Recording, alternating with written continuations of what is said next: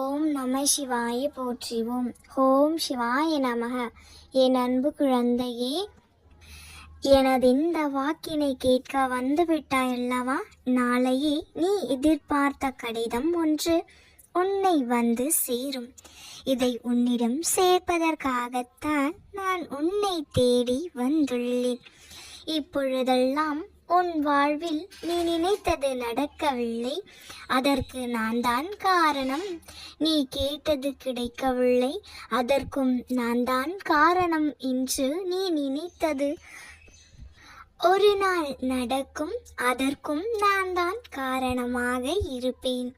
நீ கேட்டதும் உனக்கு கிடைக்கலாம். அதற்கும் நான் தான் காரணமாக இருப்பேன். குழந்தையே, உன் வாழ்க்கைக்கு எது நல்லதோ எது உகந்ததோ அதை கேட்டாலும் கேட்காமல் போனாலும் செய்து கொண்டேதான் இருப்பேன்.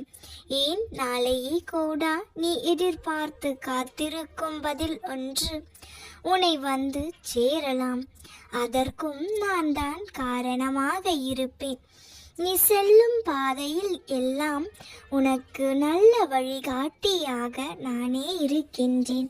நீ என்னை மனதார நினைத்து கொண்டு ஒரு செயலை செய்ய துவங்கினால் அச்செயலை சுபமாக முடியும் வரைக்கும் நான் அதனோடு துணை இருப்பேன்.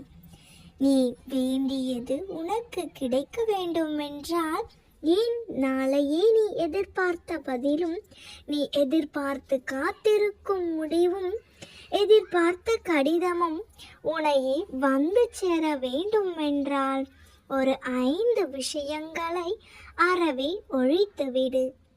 நான் இப்பொழுது கூறும் இந்த 5 விஷயங்களும் உன்னிடம் இருக்கின்றதா என்று சோதித்துப்பார். உன்னிடம் உள்ள நஞ்சை களைய வேண்டும். அச்சத்தை உடைத்தெறிய வேண்டும். பொறாமையை கை கழுவ வேண்டும். பொறாமையை கை கழுவினால்தான் சினத்தை அறவே ஒழிக்க வேண்டும். வெறுப்பை வேறறுக்க வேண்டும். என்ன அப்பா, இந்த 5 குணங்கள் எல்லாம் என்னிடம் இல்லை என்றுதானே கேட்கிறாய்? இவற்றுக்கெல்லாம் நீ சொல்லும் அர்த்தம் வேறு, நான் சொல்லும் அர்த்தம் வேறு. நஞ்சென்பது எது அளவுக்கு மிஞ்சினும் அது நஞ்சு. அதில் அதிகாரம், செல்வம், பசி, பேராசை, பாசம், லட்சியம் எதுவானாலும் உனக்கு அளவுக்கு மீறி இருந்தால் அதுதான் நஞ்சு. அச்சம் என்பது நிலையாண்மையை ஏற்காதது. எந்த ஒரு நிலையையும் நீ ஏற்காமல் ஓடிக்கொண்டே இருந்தால் அதுதான் அச்சம். அதை நீ மனதார ஏற்றுக்கொண்டால் அதுதான் சாகசம். பொறாமை என்பது பிறரிடம் உள்ள நல்லவைகளை ஏற்க மறுப்பது. அவற்றை நீ ஏற்றுக்கொண்டால் அது உனக்கு ஊக்கம். சினம் என்பது கட்டுப்படுத்த இயலாததை ஏற்க மறுப்பது. உன்னால் எதையெல்லாம் கட்டுப்படுத்த முடியவில்லையோ, நீ நினைப்பதை போன்று எவையெல்லாம் நடக்கவில்லையோ அவற்றையெல்லாம் நீ ஏற்க மறுத்தால் அதுவே சினம். அவை எல்லாவற்றையும் நீ ஏற்றுக்கொண்டால் சகிப்புத்தன்மை. வெறுப்பு என்பது பிறரை அவராகவே ஏற்க மறுப்பது. அவரிடம் உள்ள குணங்களை வெறுப்பது. அந்த குணங்களை எல்லாம் உனக்கு ஏதுவாக நீ மாற்ற வேண்டும் என்று எதிர்பார்ப்பது. அவ்வாறென்றே யார் எப்படி இருக்கிறார்களோ அப்படியே ஏற்றுக்கொண்டால் அதுவே அன்பு. இப்பொழுது சொல், நஞ்சு, அச்சம், பொறாமை, வெறுப்பு, சினம் என்பது உன்னிடம் இல்லையா? அவற்றையே சாகசம், ஊக்கம், சகிப்புத்தன்மை, அன்பு என்று மாற்றிக்கொள். உன்னை சுற்றி இருக்கும் சூழல்களை மாற்ற வேண்டும் என்றுதான் தினம் தினம் போராடி கொண்டு இருக்கிறாய்.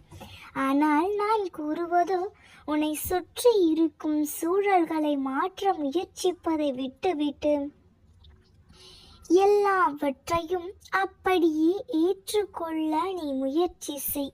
சுருக்கமாக சொல்ல போனால், நீ எதையும் மாற்ற முயற்சிக்காதே. உன்னை நீயே மாற்றிக்கொள்ள முயற்சி செய்.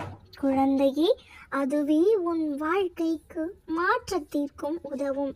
குழந்தையே, இப்பொழுது உன் வாழ்வில் விதி, சூழ்நிலைகள், சக மனிதர்களின் தாக்கம் என்று எல்லாம் உனக்கு எதிராக இருக்கலாம்.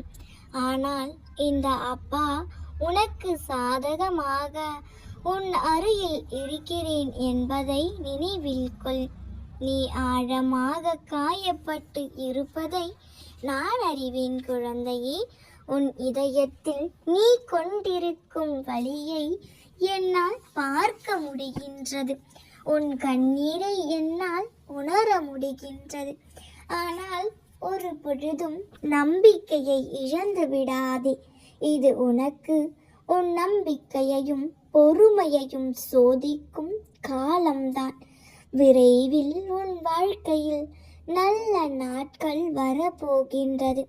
அதற்கான அறிகுறிதான் இத்தனை சோதனைகளும் துக்கங்களும் துயரங்களும்.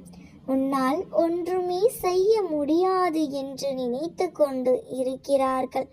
ஆனால் ஒரு நாள் நீ நட்சத்திரமாக ஜொலிக்க போகிறாய் என்று அவர்களுக்கு தெரியாது. அன்று உன் வாழ்க்கையில் ஒளியால் நிரம்பிய மகிழ்ச்சி மட்டுமே இருக்கும். எனவே இப்பொழுது உன்னை சுற்றி எதிராக நடப்பதை பற்றி கவலைப்பட வேண்டாம். அமைதியாக இரு.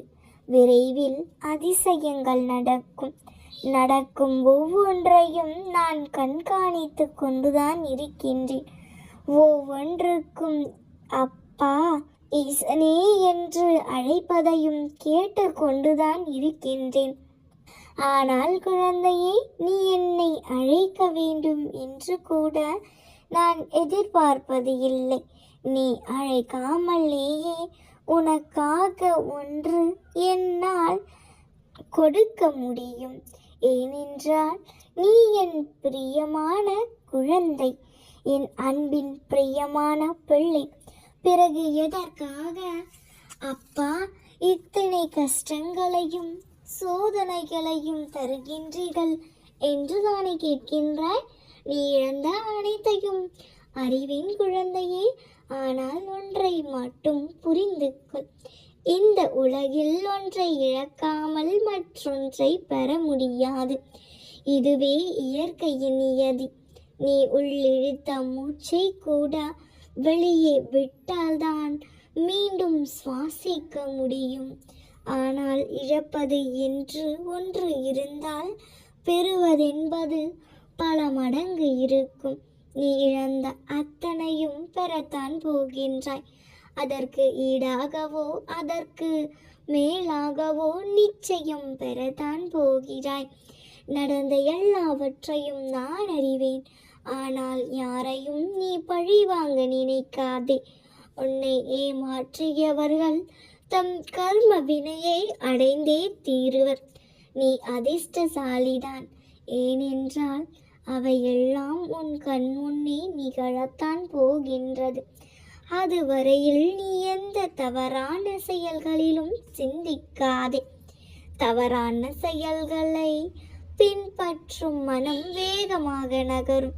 அதற்குள் விரைந்து செல்வதற்கு பதிலாக கடவுளின் பெயரை நினைவில் வை, அல்லது ஏதாவது நல்லது செய்ய முயற்சி செய். அவ்வாறு செய்பவர்கள் நிச்சயமாக இந்த அப்பாவின் அருளுக்கு உரியவர்கள். எது நடந்தாலும் பொறுமையை மட்டும் கைவிட்டு விடாதே. அப்பா பார்த்து கொள்வார் என்ற முழுமையான நம்பிக்கையை உன் மனதினில் வைத்துக்கொள். அப்பொழுது நான் உனக்கு விடுதலை தருவேன். உன் மனதில் உள்ள ரணங்களுக்கு மாமருந்தாக என் உதி ஒன்று இருக்கின்றது.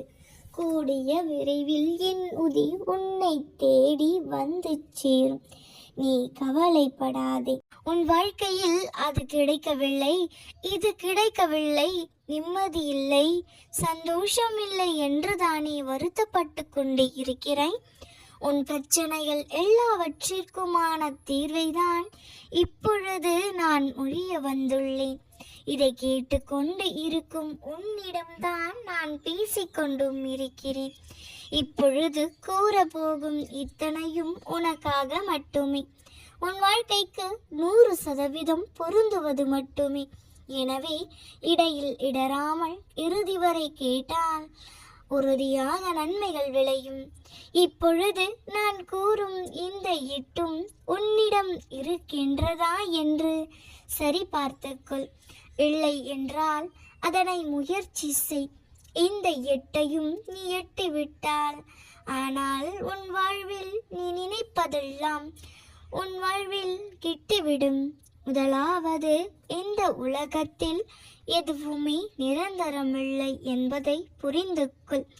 நிலையற்ற ஒன்றின் மீது நீ நம்பிக்கை வைத்தால் அதனால் கிடைக்க போவதென்னவோ ஏமாற்றம் மட்டுமேதான். உன் உடலுக்குள் இருக்கும் ஆன்மாவை தவிர இங்கு எதுவுமே நிரந்தரமில்லை.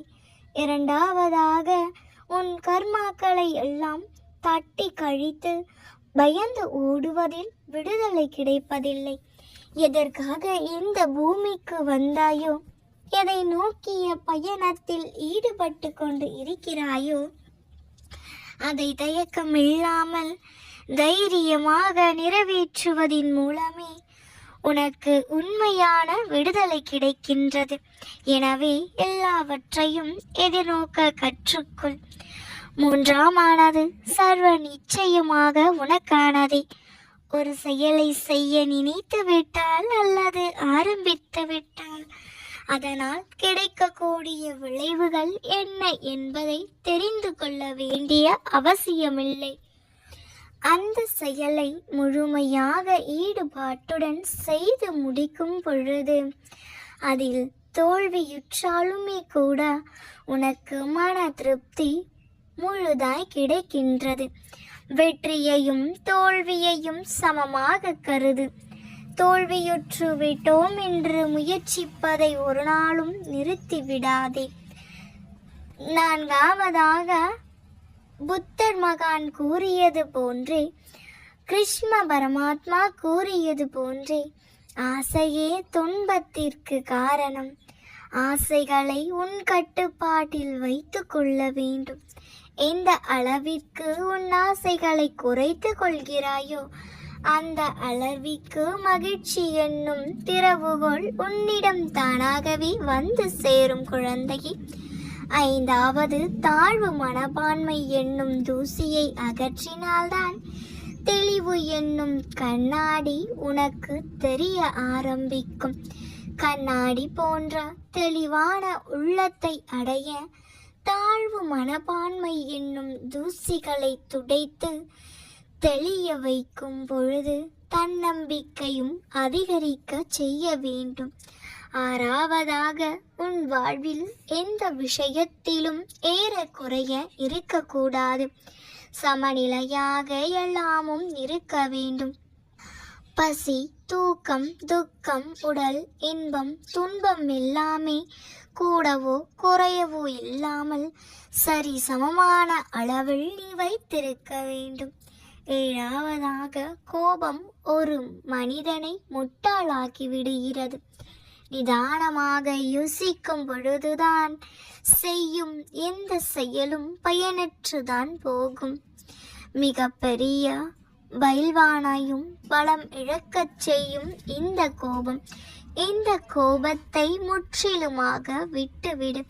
எட்டாவதாக, நீ எதை நினைக்கிறாயோ அதுவாகவே ஆகிவிடுகிறாய். எனவே ஒரு விஷயத்திற்காக நீ போராடும் பொழுது அந்த விஷயத்தை நினைத்து கவலைப்பட வேண்டியது இல்லை.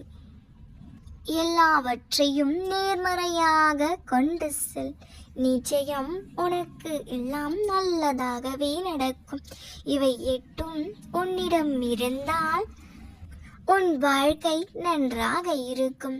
நல்லதே நினை, நிச்சயம் நல்லதே நடக்கும். நாம் இருக்க பயமேன். ஓம் நம சிவாய போற்றிவோம். ஓம் சிவாய நமக. நல்லதே நடக்கும்.